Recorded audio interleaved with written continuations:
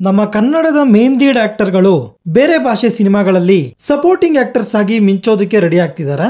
ಈ ಬೆಳವಣಿಗೆ ಕನ್ನಡ ಇಂಡಸ್ಟ್ರಿಗೆ ಇಂಡೈರೆಕ್ಟ್ ಆಗಿ ಹೆಲ್ಪ್ ಆಗುತ್ತೆ. ಕನ್ನಡ ಡಬ್ಬಿಂಗ್ ಮಾರ್ಕೆಟ್ ಅನ್ನ ಎಕ್ಸ್ಪ್ಯಾಂಡ್ ಮಾಡೋದಕ್ಕೆ ಇನ್ನೂ ಈಸಿ ಆಗುತ್ತೆ.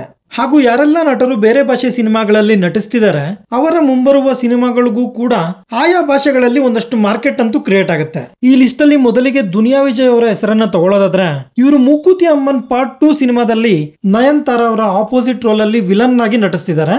ಈ ಸಿನಿಮಾನ ಅರಣ್ಮನೆ ಸಿನಿಮಾಗಳ ಮೂಲಕ ಫೇಮಸ್ ಆದಂತ ಸುಂದರ್ ಸಿ ಅವರು ಡೈರೆಕ್ಟ್ ಮಾಡ್ತಿದ್ದಾರೆ.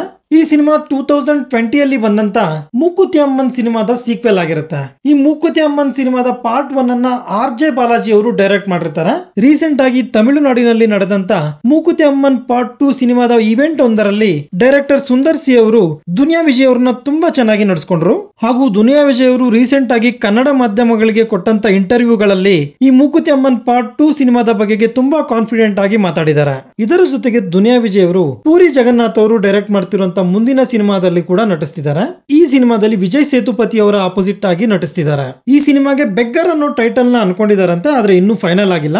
ಸತತ ಸೋಲುಗಳಿಂದ ಕಂಗೆಟ್ಟಿರುವಂತ ಪೂರಿ ಜಗನ್ನಾಥ್ ಅವ್ರಿಗೆ ಈ ಸಿನಿಮಾ ಆದ್ರೂ ಕೈ ಹಿಡಿಯುತ್ತಾ ನೋಡ್ಬೇಕು. ಇನ್ನು ಅಳದು ತೂಗಿ ಕ್ಯಾರೆಕ್ಟರ್ ಗಳನ್ನ ಚೂಸ್ ಮಾಡ್ಕೊಳ್ತಿರುವಂತ ನಮ್ಮ ದುನಿಯಾ ವಿಜಯ್ ಅವರು ಖಂಡಿತವಾಗಿ ಅವ್ರಿಗೆ ಒಳ್ಳೆ ಕ್ಯಾರೆಕ್ಟರ್ ಸಿಕ್ಕಿದ್ರೆ ಮಾತ್ರ ಈ ಸಿನಿಮಾಗಳನ್ನ ಒಪ್ಕೊಂಡಿದ್ದಾರೆ ಅನ್ಕೊಂಡಿದ್ದೇನೆ. ಈ ಲಿಸ್ಟ್ ಅಲ್ಲಿ ಬರೋ ಮತ್ತೊಂದು ಪ್ರಮುಖ ಹೆಸರು ರಿಯಲ್ ಸ್ಟಾರ್ ಉಪೇಂದ್ರ ಅವರು.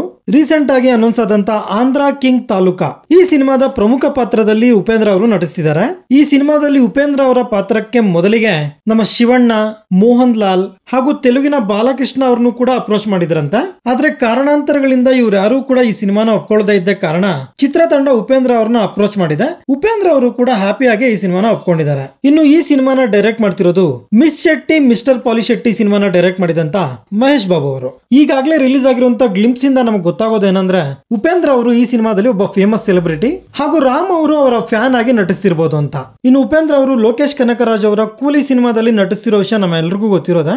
ಈ ಸಿನಿಮಾದಲ್ಲಿ ರಜನಿಕಾಂತ್ ಅವರು ಮೇನ್ ಲೀಡ್ ಅಲ್ಲಿ ಆಕ್ಟ್ ಮಾಡ್ತಿರೋದ್ರಿಂದ ಈ ಕ್ಯಾರೆಕ್ಟರ್ ನ ಒಪ್ಕೊಂಡ್ರಂತೆ ಉಪೇಂದ್ರ ಅವರು. ಇದೊಂದು ಮಲ್ಟಿ ಸ್ಟಾರರ್ ಮೂವಿ ಆಗಿದ್ದು ಉಪೇಂದ್ರ ಅವರನ್ನು ಸೇರಿಸಿ ಇನ್ನೂ ಹಲವು ಪ್ರಮುಖ ನಟರು ಈ ಸಿನಿಮಾದಲ್ಲಿ ನಟಿಸಿದ್ದಾರೆ. ಇನ್ನು ನಮ್ಮ ಶಿವಣ್ಣ ಅವರು ಬುಚ್ಚಿ ಬಾಬು ಅವರು ಡೈರೆಕ್ಟ್ ಮಾಡ್ತಿರುವಂತ ಪೆದ್ದಿ ಸಿನಿಮಾದಲ್ಲಿ ನಟಿಸ್ತಿದ್ದಾರೆ. ಈಗಾಗಲೇ ಈ ಸಿನಿಮಾದ ಸಣ್ಣ ಗ್ಲಿಂಪ್ಸ್ ಕೂಡ ರಿಲೀಸ್ ಆಗಿದೆ.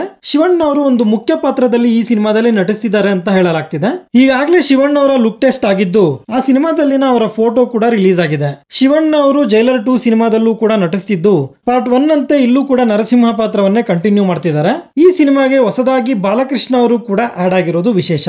ಜೈಲರ್ ಪಾರ್ಟ್ 1 ಅಲ್ಲಿ ಶಿವಣ್ಣ ಅವರ ಪಾತ್ರ ಚಿಕ್ಕದಾಗಿದ್ರು ಕೂಡ ಸೌಂಡ್ ದೊಡ್ಡದಾಗಿತ್ತು.